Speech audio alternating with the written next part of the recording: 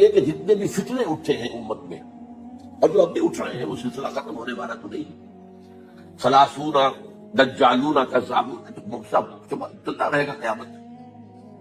ان میں مشترک بات یہ ہوتی ہے کہ وہ کسی ایسے مسئلے کو جس پر کہ موجودہ الوقت حالات جو ہوتے ہیں ان کے مطابق فضا سازگار ہوتی ہے اور اس کا کوئی جذباتی پہلو بھی ہوتا ہے، لیکن جو امت کے اجماع کے خلاف ہوتا ہے اس پر ڈیرا لگاتے ہیں، اس پر گفتگو کرتے ہیں، اس کو لوگوں کے ملوا لیتے ہیں.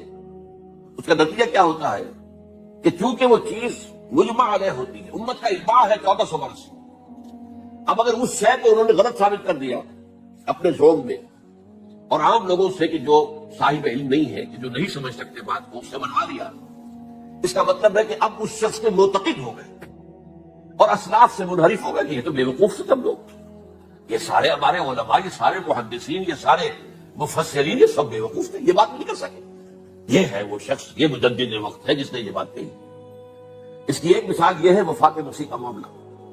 اس کی ایک مثال میں آپ کو دیتا ہوں، دوسرا فطرہ، وہ بھی غلام احمد کے نام سے شروع ہوا. غلام احمد پرویز وہ یتیم پوتے کی وراثت کا مسئلہ لے کر کھڑا ہو گیا.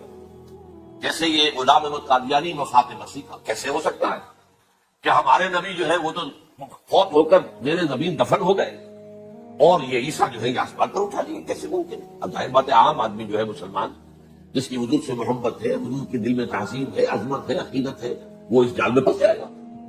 پھر وہ اپنے دلائی کے ساتھ اس کو جو ہے وہ، اور کیونکہ ماحول بھی جو میں سب عرض کروں گا کہ اس کے موافق ہو جاتا ہے اس وقت. غلام احمد پرویز نے کیا کہ یتیم پوتے کا مسئلہ، اب یہ اجماع ہے اگر کسی شخص کا کوئی بیٹا اس کی زندگی میں فوت ہو جائے تو اس کا وراثت میں حصہ نہیں ہوتا. وراثت ہوتی ہے انہی میں جو اس کی موت کے وقت موجود ہیں، بیٹے ہو بیٹیاں ہو. اب اگر جو فوت شدہ بیٹا ہے اس کے کوئی یتیم بچے ہیں تو اب اس میں بڑی ایک جو ہے دلیل اور دیکھیے جی یتیم بچے بیچارے وہ محروم ہو گئے، یتیم بچوں کا تو زیادہ حق ہونا چاہیے. تو یہ تو قانون جو ہے اگر یہ اس پر اجماع ہے تو پھر وہی بات کہ یہ سب بیوقوف لوگ تھے اور یہ تو بڑے سخت دل اور سنگ دل لوگ تھے جنہوں نے یہ بات گھڑ رکھی. یہ میں نے آپ کو دو مثالیں دی. اب ظاہر بات ہے کہ جو اسلام کا قانون میراث ہے، قانون وراثت ہے، اس کی بھی بنیادیں ہیں، اس کے کچھ اصول ہیں، ان اصولوں پر وہ کھڑا ہے اور اس کے مطابق جو فیصلہ ہے وہ ہے. تو بہرحال یہ میں نے آپ کو مثال دی ہے کہ کسی ایسے مسئلے کو لے کر اس پر ڈیرا لگا دینا، مورچہ بنا دینا، اس سے اپنی عقیدت پیدا کر دینا، اسلاف سے برگشتہ کر دینا. یہ کوئی لوگ سمجھدار نہیں تھے، یہ بیوقوف لوگ تھے، جاہل لوگ تھے.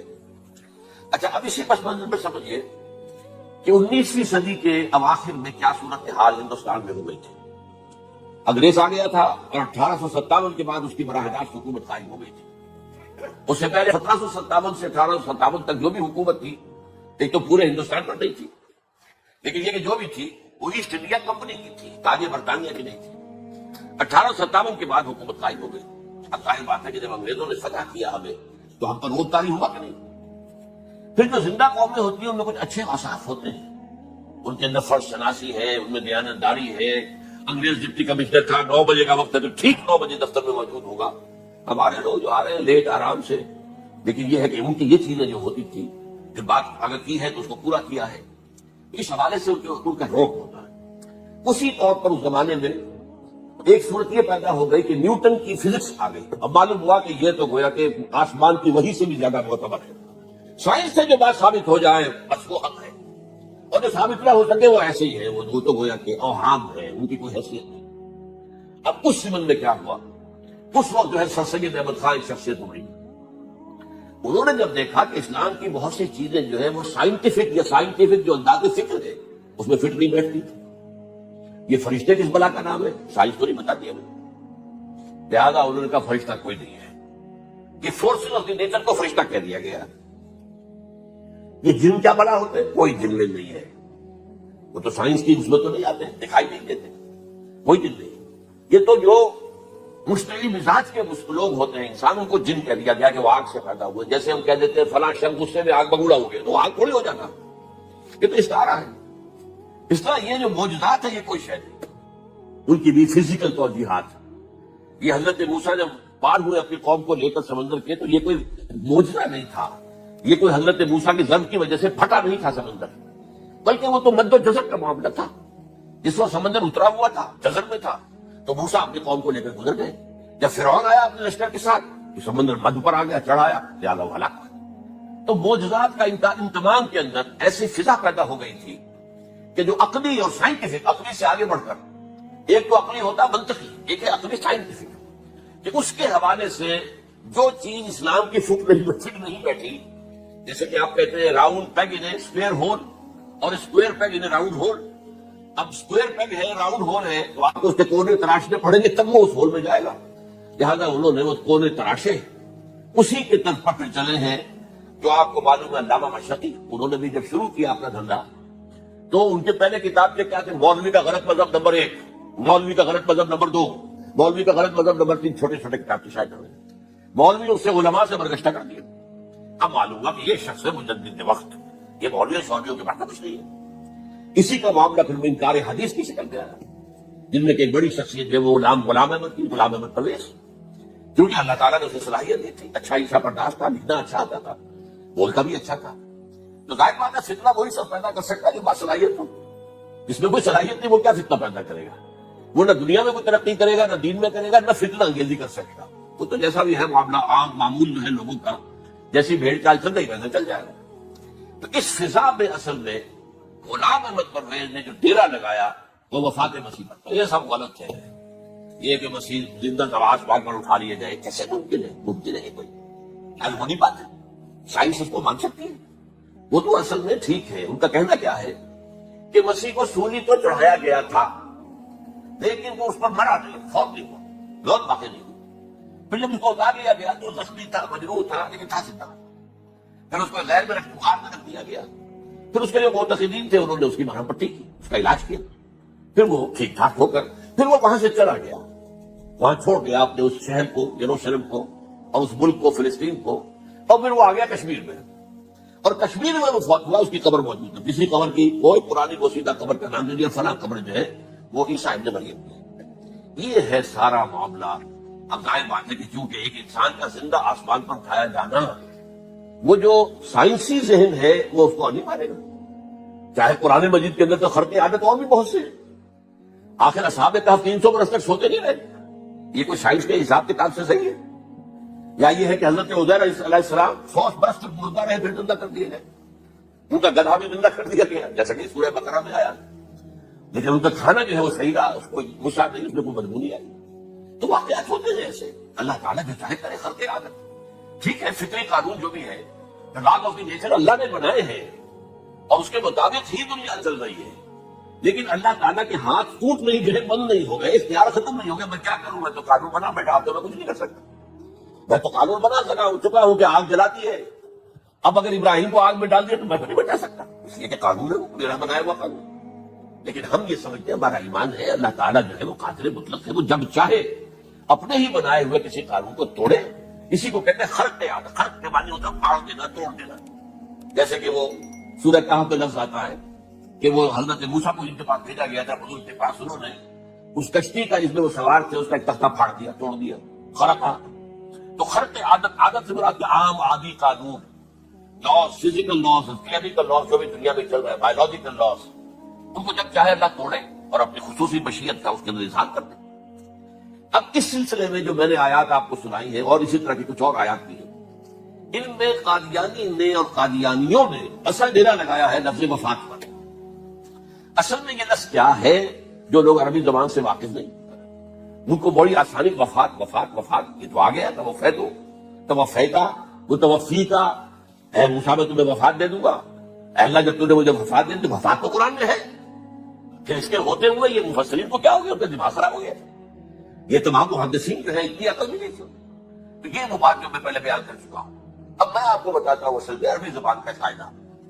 عربی زبان کے اندر ایک سے حرفی روٹ ہوتا ہے، اس سے الفاظ بنتے چلے جاتے. مختلف کھانوں کا پانی ہے، پانی کو آپ نے گلاس میں ڈال دیا کوئی اور شیپ ہو گئی، کپ میں ڈالا کوئی اور شیپ ہو گئی، اب ٹیسٹ میں ڈالا کوئی اور شیپ ہو گئی. شیپ تو بدل جائے گا، ہے تو وہی کا وہی پانی. تو اسی طریقے سے مثلاً میں مثال دے رہا ہوں آپ کو. علم یعلم، کسی شے کو جان لیا. عالم یعلم اعلاما، کسی کو کچھ بتا دیا. علم خود جان لیا، اور عالم یعلم اعلاما، کسی کو کچھ بتا دینا. علم یعلم تعلیما، کسی کو کوئی بات بڑی اچھی طرح ذہن نشین کرانا، بار بار دہرانا، سمجھا دینا. یہ تعلیم ہو گئی. تعلم یتعلم تعلما، خود علم حاصل کرنا. اب عالم یعلم سے عالم بنا، اور علمہ یعلم سے معلم بنا، اور تعلم یتعلم سے خود علم حاصل کرنا، اس سے متعلم بنا. متعلم جو کہ علم حاصل کر رہا ہے. اسی طرح استعلام علم حاصل کرنا، کسی چیز کے بارے میں جسے ہندی میں کہتے جانکاری حاصل کر لینا، اویئرنیس حاصل کر لینا. اور وہی لفظ ہے. اب کہیں آپ اس کے مادے کو دکھا کر اور اس کے معنی میں الٹ پھیر کریں گے تو جو شخص عربی زبان سے واقف نہیں ہو سمجھا نہیں کیسے. اسی طرح کی مثال ہے وفا. وفا یفی، وقا یقی، وفا یفی. اوفا یوفی ایفاء، وفا یوفی توفیتا، توفا یتوفا تعفن اور استیفاء. یہ اسی طریقے سے میں نے مثال آپ کو دے دی. وفا یفی کے مادے سے اس مصدر سے کوئی لفظ قرآن میں نہیں آیا، لیکن اردو میں آپ کو معلوم ہے بڑا پیارا مصرع ہے. وہ وعدہ ہی کیا جو وفا ہو گیا. بھائی وعدہ وفا کرو، وعدہ پورا کرو. اس کے معنی ہے پورا کر دینا، کسی کو کوئی چیز پوری دے دینا. اور اس کے بعد اوفا یوفی، اس کے معنی بھی وہی ہے بھرپور. اس سے بنے گا اوفو بعہدی یوف بعہدکم. یہ جو سورہ بقرہ کے 5 رکوع میں آیا ہے، یہودیوں تم میرے عہد کو پورا کرو تو میں تمہارے عہد کو پورا کروں گا. تم میرے عہد کو پورا کرو، میں نے تم سے عہد لیا تھا کہ جو رسول نبی امی آئیں گے، نبی رسول امی، اس کو تمہیں ماننا ہے، اس کو ساتھ دینا ہے. اوفو بعہدی، اب اس عہد کو پورا کرو. اوف بعہدکم، تو میں تمہارے ساتھ برکات خیرات جیسی پہلے رہی ابھی باقی رکھوں گا. وفا یوفی، پورے اہتمام سے پورا کر دینا، کسی کو دے دینا چیز پورے اہتمام کے ساتھ.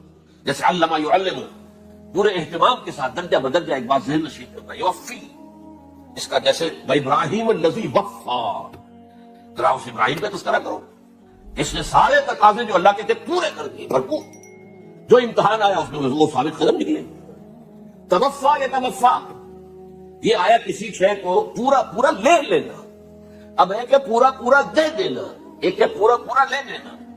ایک ہے کسی کو علم دینا، علم یعلم تعلیما، کسی کو پورا دینا. وفا یوفی توفیتا، کسی سے علم حاصل کرنا. تعلم یتعلم تعلما، کسی سے پورا پورا لے لینا ہے. توفا یتوفی، اور اسی طرح استیفاء، کسی سے پورا لے لینا. یہ لفظ آیا ہے ویل للمطففین الذین اذا اکتالوا علی الناس یستوفون واذا کالوهم ووزنهم یخسرون. ہلاکت و بربادی ہے ان ڈنڈی مارنے والوں کے لیے جو جب تول کر لیتے ہیں تو پورا لیتے ہیں، اور جب دیتے ہیں تو اس میں کمی کر دیتے ہیں، ڈنڈی مار جاتے ہیں. الا یظن اولئک انہم مبعوثون، کیا انہیں یاد نہیں رہا ہے کہ یہ دوبارہ اٹھائے جائیں گے، اللہ کے سامنے کھڑے ہوں گے، حساب ہوگا پورا پورا پیسے پیسے کا. تو یہ میں نے آپ کو اس گردان سے بتا دیا کہ ایک ہی لفظ ہے وہ کتنے معنی دے رہا ہے. مادہ ایک ہے. وفا یوفی پورا کر دینا، اوفا یوفی پورا کر دینا، لیکن توفا یتوفی پورا دے لینا، استیفاء پورا دینا. اذا کانوا علی الناس یستوفون واذا کالوهم ووزنهم یخسرون. اب دیکھیے اس میں قرآن مجید جو ہے اس کے ضمن میں سب سے جو فیصلہ کن آیت ہے وہ سورہ زمر کی ہے. اور یہ جو میں نے پچھلی مرتبہ بھی آپ سے کہا تھا، لا یاتیہ الباطل من بین یدیہ ولا من خلفہ، قرآن پر باطل حملہ آور ہو ہی نہیں سکتا، نہ سامنے سے نہ پیچھے سے. اب دیکھیے یہ ساری آیتیں جن میں حضرت مسیح کا ذکر ہے اور وفات کا لفظ جو ہے مختلف صورتوں میں استعمال ہوا ہے، اس میں سورہ زمر جو کہ 32 سورت ہے، اس میں ہے وہ کانٹے دار آیت جس سے مسئلہ حل ہوتا ہے. وہ کیا ہے؟ وہ میں نے آپ کو سنائی ہے. اللہ یتوفی الانفس حین موتها، اللہ قبض کر لیتا ہے، لے لیتا ہے نفس کو اس کی موت کے وقت. واللتی لم تمت فی منامها، اور جس کے مرنے کا وقت نہیں آیا، مرا نہیں ہے، اس کی نیند میں لے لیتا ہے. فیمسک التی قضی علیہ الموت، تو جس پر موت کا فیصلہ ہو چکا ہے اس کو تو روکے رکھا ہے، موت کے وقت لیا اور روکے رکھا. اور ویرسل اخری الی اجل مسمى، اور جو دوسرے ہیں جن کے موت کا وقت نہیں آیا ان کو مؤخر کر دیتا ہے، واپس کر دیتا ہے، لوٹا دیتا ہے. سوال یہ نیند میں کیا چیز عطا دیتا ہے؟ کیا جان دیتا ہے؟ کیا بات نہیں؟ شعور ملتا ہے. ایک ہے انسان کا شعور، وہی تو سب سے اعلیٰ ہے، سب سے اونچی چیز تو وہی ہے. یہ شعور ختم ہو گیا تو انسان کا رہا. اس کے نیچے جو کچھ ہے وہ تحت شعور ہے، سب کانشیس مائنڈ. تو خواب جو ہوتے ہیں وہ سب کانشیس مائنڈ کے ہوتے ہیں، وہ کانشیس مائنڈ کے تو نہیں ہوتے. جو کانشیسنس ہے، شعور جو ہے اور خاص طور پر خود شعوری وہ نیند میں اللہ سخت کر لیتا ہے. تو محض شعور کے لیے بھی وفات کا لفظ آ گیا. ابھی تو جان یہی ہے, جو سویا ہوا ہے وہ مرا تو نہیں ہے, زندہ ہے. البتہ جب جس کو ہم موت کہتے ہیں وقت آیا تو شعور بھی لے لیا, جان بھی لے لی, دو چیزیں لے لی. حضرت عیسیٰ پر پورا اطلاق ہوا, مجسم عیسیٰ کو لے لیا, شعور بھی لے لیا, جان بھی لے لی اور بدن بھی لے لیا. تو گویا کہ لفظ توفا کا کامل اطلاق تو صرف عیسیٰ پر ہو رہا ہے. ہم جب مرتے ہیں تو ہمارا جسم تو یہی رہتا ہے, وہ تو کیا قبر میں, پورا قبض نہیں کیا اس نے, پوری شے کو اپنے قبضے میں نہیں لیا, جسم تو یہی ہے. لیکن یہ کہ موت کے اندر ظاہر بات ہے کہ جان گئی, اور جان ہی اصل چیز ہے. جب جان نکل گئی تو یہ کیا ہے؟ یہ تو یوں سمجھیے کہ اب ایسی چیزیں جلدی سے قبر میں دبا دو ورنہ یہ سڑے گی, گل جائے گی. اور قبر میں بھی کیا ہوگا, کیڑے ویڑے کھائیں گے, ختم کریں گے, اللہ ماشاء اللہ جس کو اللہ چاہے. انبیاء کرام اور شہداء کی جسموں کو اللہ تعالیٰ نے محفوظ رکھا ہوا ہے, اللہ عالم. تو اس اعتبار سے تو اب توفا اللہ یتوفی الانفس حین موتها. اب لفظ کا دیکھیے, یہ قرآن مجید میں نمبروں کتنے معنی میں آیا. ایک تو پورا وجود کسی کا, یہ نفس ہے, میرا نفس, نفسی نفسی نفسی. کیا ہوگا جب قیامت کے دن ہم بول رہے ہوں گے؟ اور جو اللہ کے لیے بھی لفظ آ گیا نفس. نفس کے معنی ہم جب بولتے ہیں عام طور پہ تو وہ تو برے سمجھ میں بولتے ہیں, بھائی یہ نفسی نفسیت نفسانی تقاضے ہیں, ان کو ذرا دبا کے رکھو. لیکن یہ نفس یحذرکم اللہ نفسہ, اللہ تمہیں ڈراتا ہے اپنے آپ سے, یعنی اللہ اپنی ذات سے ڈراتا ہے کہ وہ جہاں رؤوف الرحیم ہے وہاں پر وہ عذاب دینے والا بھی ہے, انتقام بھی لیتا ہے, شدید العقاب بھی ہے. تو یہ بھی ہو گیا نفس. پھر نفس جو ہے اس کو بھی کہہ دیتے ہیں, جو کہ نفس کی ایک کیفیت ہے خاص, نفس لوامہ, نفس امارہ, نفس مطمئنہ. کیا یہ تو ہے نفس مطمئنہ, ارجعی الی ربک راضیۃ مرضیہ. تو یہاں پر کیا ہے, نفس سے مراد پہلا جو ٹکڑا ہے اللہ یتوفی الانفس حین موتها, شعور جو ہے اسے اس پر لفظ نفس کا اطلاق ہوا. اور جب موت ہوتی ہے تو شعور کے ساتھ جان بھی اس کے اندر شامل, وہ نفس کا اطلاق ہو گیا اس پر.